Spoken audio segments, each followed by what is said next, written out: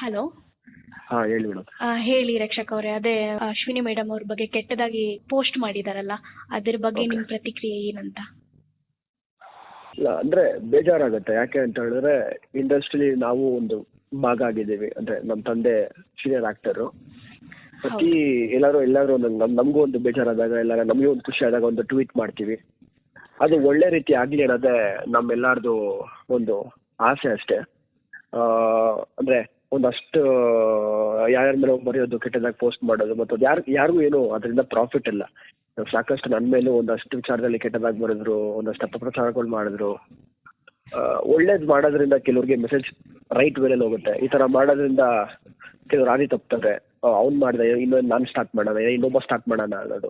ಎಲ್ಲೋ ಮೂಲೆಯಿಂದ ಯಾರೋ ಒಬ್ರು ಕೂತ್ಕೊಂಡು ಟ್ವೀಟ್ ಮಾಡಿದಾಗ, ಇಲ್ಲಾಂದ್ರೆ ಮಾತಾಡಿದಾಗ ಇದು ದೊಡ್ಡ ಮಟ್ಟಕ್ಕೆ ಇಶ್ಯೂ ಆಗುತ್ತೆ. ಎಲ್ರಿಗೂ ಫ್ಯಾಮಿಲಿ ಇರ್ತಾರೆ, ಎಲ್ರಿಗೂ ಗಂಡ ಮಕ್ಕಳು ಎಲ್ರೂ ಇರ್ತಾರೆ. ಅವ್ರವ್ರ ಮನೆಗಳಲ್ಲಿ ಅವ್ರವ್ರು ಅನ್ಭೋಗಿಸ್ತಾ ಇರ್ತಾರೆ. ದಯವಿಟ್ಟು ಈ ತರ ಯಾರು ಮಾಡೋದು ಬೇಡ. ಇನ್ನೊಂದು, ಇಲ್ಲಿ ನಮ್ಮ ಬಾಸ್ ವಿಚಾರ ಬೇರೆ ಬರ್ತಿದೆ. ಅವ್ರ ಹೆಸರು ಬಂದು ಎಲ್ಲೊಂದ್ ಕಡೆ ಸ್ಪಾಯ್ಲ್ ಆಗೋದು ಬೇಡ ಅಂತ. ದಯವಿಟ್ಟು ಇದೆಲ್ಲ ಸ್ಟಾಪ್ ಆಗಿ ಒಳ್ಳೆ ರೀತಿಲಿ ಮುಂದಕ್ಕೆ ಹೋಗೋಣ. ನಾವೆಲ್ಲರೂ ಎಲ್ರನ್ನು ಪ್ರೀತಿಸ್ತೀವಿ, ಎಲ್ರನ್ನೂ ಗೌರವಿಸ್ತೀವಿ ನಾವು. ಅಷ್ಟೇ ನಮ್ಮ ತಂದೆ ಎಲ್ಲರ ಜೊತೆ ಆಕ್ಟ್ ಮಾಡಿರೋದ್ರಿಂದ ಅಷ್ಟೇ ಪ್ರೀತಿ ಇದೆ ಪ್ರತಿಯೊಬ್ಬರ ಮೇಲೆ. ದಯವಿಟ್ಟು ಯಾರನ್ನು ಔಟ್ ಮಾಡಕ್ ಹೋಗ್ಬೇಡಿ, ಯಾರು ಪೋಸ್ಟ್ ಮಾಡಕ್ ಹೋಗ್ಬೇಡಿ. ನಿಮ್ಮ ಪ್ರೀತಿ ಅಭಿಮಾನ ಅವ್ರವ್ರ ಹೀರೋಗಳ ಮೇಲೆ ಇರ್ಲಿ, ಖಂಡಿತ ಅದು ಯಾವತ್ತೂ ಸ್ಟಾಪ್ ಆಗೋದು ಬೇಡ. ಒಳ್ಳೇದಾಗ್ಲಿ ಅಂತಾನೆ ಹೇಳ್ತೀನಿ ಮೇಡಮ್ ಅಷ್ಟೇ. ಅದೇ ರಕ್ಷಕ್ ಅವ್ರು, ಇವಾಗ ದರ್ಶನ್ ಸರ್ ಅಂತ ಫ್ಯಾನ್ಸ್ ಕ್ರಿಯೇಟ್ ಮಾಡ್ಕೊಂಡು ಈ ತರ ಫೇಕ್ ಆಗಿ ಅಕೌಂಟ್ಸ್ ಕ್ರಿಯೇಟ್ ಮಾಡ್ಕೊಂಡು ಎಲ್ಲ ಪೋಸ್ಟ್ ಮಾಡ್ತಾ ಇದ್ದಾರೆ. ಇದು ನಿಜವಾಗ್ಲೂ ಅವ್ರ ಅಭಿಮಾನಿಗಳು ಮಾಡ್ತಾ ಇದ್ದಾರಾ, ಅಥವಾ ಅವ್ರ ಅಭಿಮಾನಿಗಳ ಹೆಸರಲ್ಲಿ ಅವ್ರನ್ನ ಹೆಸರು ಹಾಳು ಮಾಡ್ತಾ ಇದ್ದಾರಾ? ಇದ್ರ ಬಗ್ಗೆ ಏನ್ ಹೇಳ್ತೀರಾ ನೀವು? ಮೇಡಮ್, ಇದು ಪ್ರೊಫೆಷನಲ್ ಆಗಿ ನೋಡಿ, ನನ್ನ ಪೇಜ್ ಅನ್ನೋ ಒಂದು ರಕ್ಷಕ್ ಬುಲೆಟ್ ಅನ್ನೋ ಒಂದು ಪೇಜ್ ಇದೆ. ಆ ಪೇಜ್ ಅಲ್ಲಿ ನಾನೇ ಹೋಗಿ ಟ್ವೀಟ್ ಮಾಡಿದಾಗ ನಾನು ಅಂತ ಗೊತ್ತಾಗುತ್ತೆ. ಅದ್ ಯಾರು ಏನು ಎತ್ತಾರ ನಮಗೂ ಗೊತ್ತಿಲ್ಲ ಕರೆಕ್ಟ್ ಆಗಿ. ಅದು ಕ್ಯಾಶುವಲ್ ಆಗಿ ನನ್ನ ಹೆಸರಲ್ಲೂ ಕೂಡ ಫೇಕ್ ಪೇಜಸ್ ಕ್ರಿಯೇಟ್ ಮಾಡ್ಕೊಂಡು ಅದನ್ನು ಕೂಡ ಟ್ವೀಟ್ ಮಾಡೋದಾಗ್ಲಿ ಮತ್ತೊಂದು ಮಾಡೋದಾಗ್ಲಿ ಸಾಕಷ್ಟು ಮಾಡಿದ್ದಾರೆ. ಅದ್ ಯಾರು ಮಾಡಿರ್ತಾರೆ ಅಂತ ನಮಗೂ ಗೊತ್ತಿರಲ್ಲ.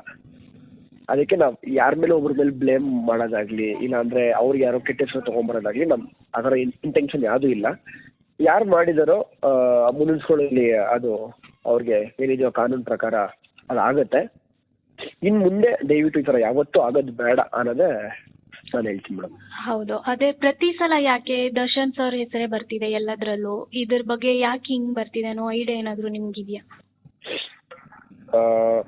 ಅದ್ ಯಾಕೆ ಬರುತ್ತೆ ಏನು ಅಂತ ಗೊತ್ತಾಗ್ತಾ ಇಲ್ಲ. ಪ್ರತಿ ಸರಿ ಬಾಸ್ ಹೆಸರೇ ಬರುತ್ತೆ, ಕಾಂಟ್ರವರ್ಸಿ ಆಗುತ್ತೆ. ಏನೇ ಮಾಡಿದ್ರು ಆನೇನಂತೂ ಬೀಳ್ಸಕ್ಕಾಗಲ್ಲ. ಅದನ್ನ ಬರ್ದಿಟ್ಕೊಂಡ್ಬಿಡ್ಲಿ.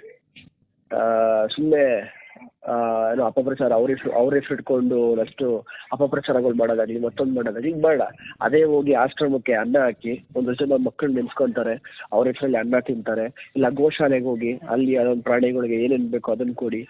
ಇಲ್ಲ ಕೈಲಾಗ್ದಿಲ್ರೋರು ಕಾಲಾಗ್ದಿಲ್ರೋರು ಅವ್ರಿಗೇನು ತಗೊಂಡೋಗಿ ಕೊಡಿ, ಅದನ್ನ ನೆನ್ಸ್ಕೊಂತಾರೆ. ಅದು ಬಿಟ್ಟು ಇದನ್ನೆಲ್ಲ ಮಾಡೋದು ಅವ್ರ ಹೆಸರಲ್ಲಿ ದಯವಿಟ್ಟು ಬೇಡ.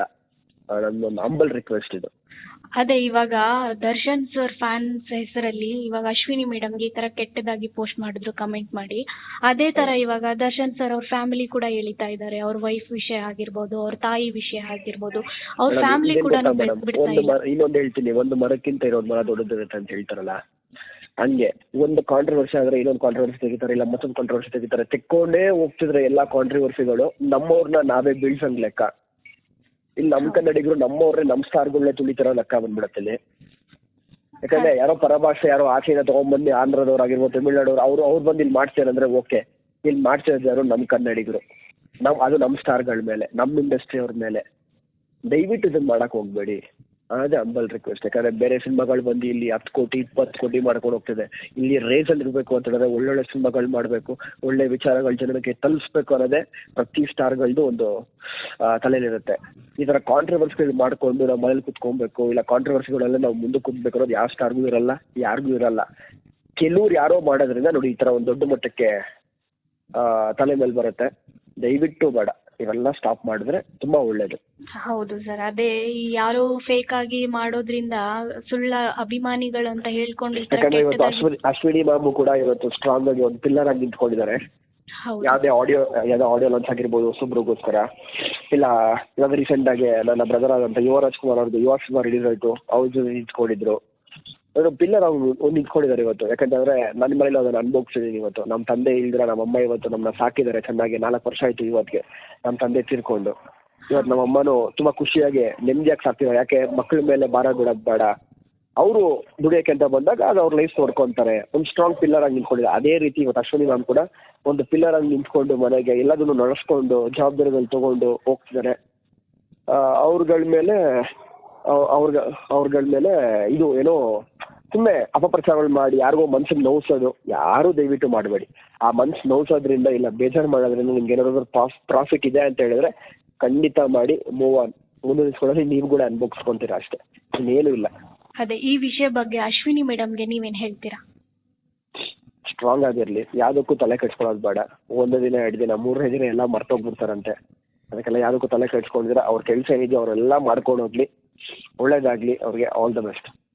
ತುಂಬಾ ಥ್ಯಾಂಕ್ಸ್ ರಕ್ಷಕ್ ಅವರೇ. Thank you. Thank you. SS TV cinema ಜಗತ್ತಿನ ಕ್ಷಣ ಕ್ಷಣದ ಸುದ್ದಿಯೊಂದಿಗೆ.